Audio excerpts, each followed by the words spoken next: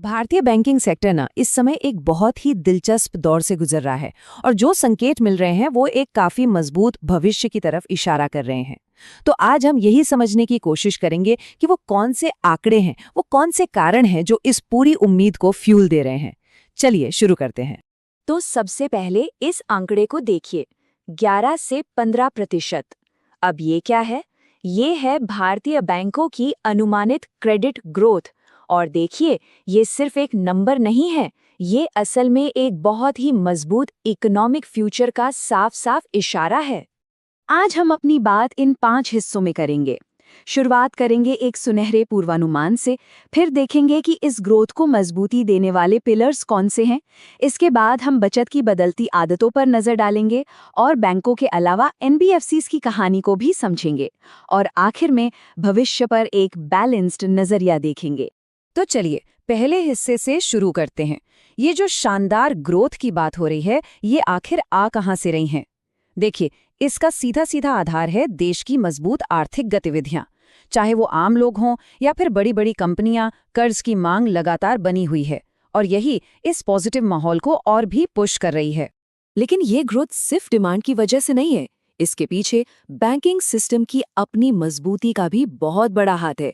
तो सवाल ये उठता है कि वो कौन से स्तंभ हैं, वो कौन से पिलर्स हैं जो इस पूरे ढांचे को इतना मजबूत बना रहे हैं।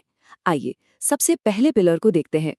पहला पिलर है बैंकों की एसेट क्वालिटी, और इसे समझने के लिए एनपीएस को जानना जरूरी है। एनपीए का मतलब क्या है?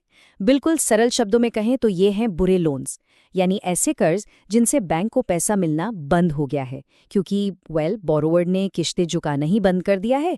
तब वो लोन बैंक के लिए एक एनपीए बन जाता है। और यहीं पर एक बहुत ही अच्छी खबर है। भारतीय बैंकिंग सिस्टम में ग्रॉस एनपीए का जो लेवल है वो गिरकर महज 2 से 3% पर आ गया है। आपको याद होगा, कुछ साल पहले तक ये एक बहुत बड़ी चिंता थी। लेकिन अब ये आंकड़ा दिखाता है कि बैंकों के बुरे लोन्स की समस्या काफी हद तक काबू में आ चुकी है। ये एक बहुत बहुत बड़ा पॉजिटिव चेंज है। अब बात करते हैं दूसरे पिलर की, जो है टियर 1 कैपिटल। इसे आप एक तरह से बैंक का सेफ्टी बफर या सुरक्षा कवच समझ सकते हैं। ये वो पैसा है जो किसी भी मुश्किल समय में, किसी भी इकोनॉमिक झटके या नुकसान की हालत में बैंक को संभाले रखता है, उसे सुरक्षित रखता है। और इस मोर्चे पर भी भारतीय बैंक काफी मजबूत है। उनका टियर 1 कैपिटल रेशियो 14 से 16% के बीच है, जो ये बताता है कि उनके पास किसी भी तरह की फाइनेंशियल चुनौती से निपटने के लिए भरपूर पूंजी है।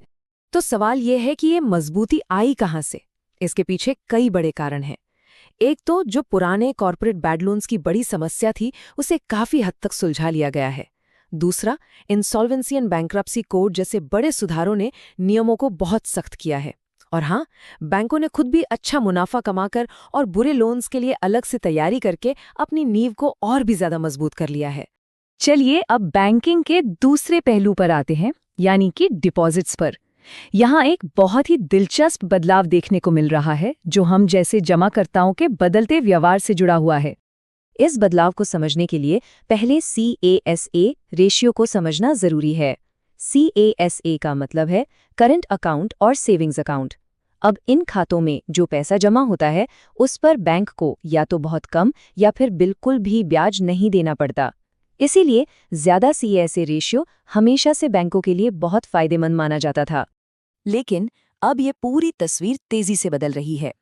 कुछ साल पहले तक बैंकों का कासा रेशियो 45 से 50% के आसपास रहता था, लेकिन अब ये अनुमान है कि ये घटकर 35 से 36% तक आ सकता है। तो सवाल यह है कि ऐसा हो क्यों रहा है? और पता है इस बदलाव का कारण क्या है? वो इस क्वोट में छिपा है। ICRA के एक एनालिस्ट ने कहा कि डिपॉजिटर्स यानी हम जैसे लोग अब इंटेलिजेंट हो गए हैं। मतलब अब लोग अपना पैसा कम ब्याज वाले सेविंग्स अकाउंट्स में यूं ही नहीं छोड़ देते, वो बेहतर रिटर्न्स के लिए उसे कहीं और इन्वेस्ट कर रहे हैं। ये जो पॉजिटिव ग्रोथ की कहानी है ना, ये सिर्फ पारंपरिक बैंकों तक ही सीमित नहीं है।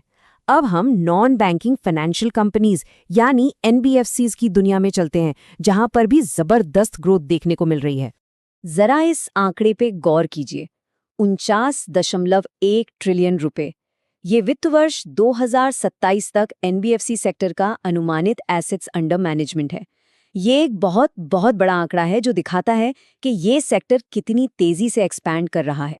और ये ग्रोथ लगभग हर तरफ है। आप देखिए लोन्स अगेंस्ट प्रॉपर्टी जैसे सेगमेंट में 22% तक की ग्रोथ का अनुमान है, तो वहीं पर्सनल और गोल्ड लोन भी पीछे नहीं है। और एक दिलचस्प बात यह है कि छोटे शहरों और गांव तक पहुंचने वाला माइक्रो फाइनेंस सेक्टर भी एक अच्छी रिकवरी के लिए बिल्कुल तैयार है।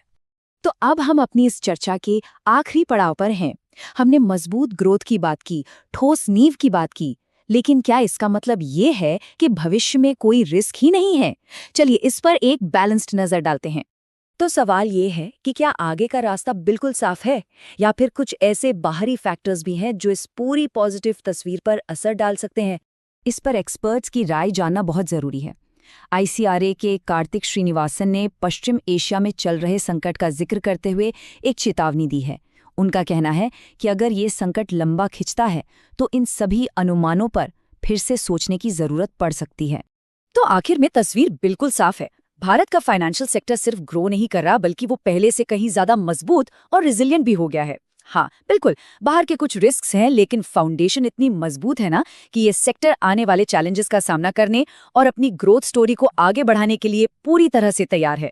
तो ये रिजिलियंस और ग्रोथ दोनों का एक बहुत ही पावरफुल कॉम्बिनेशन है।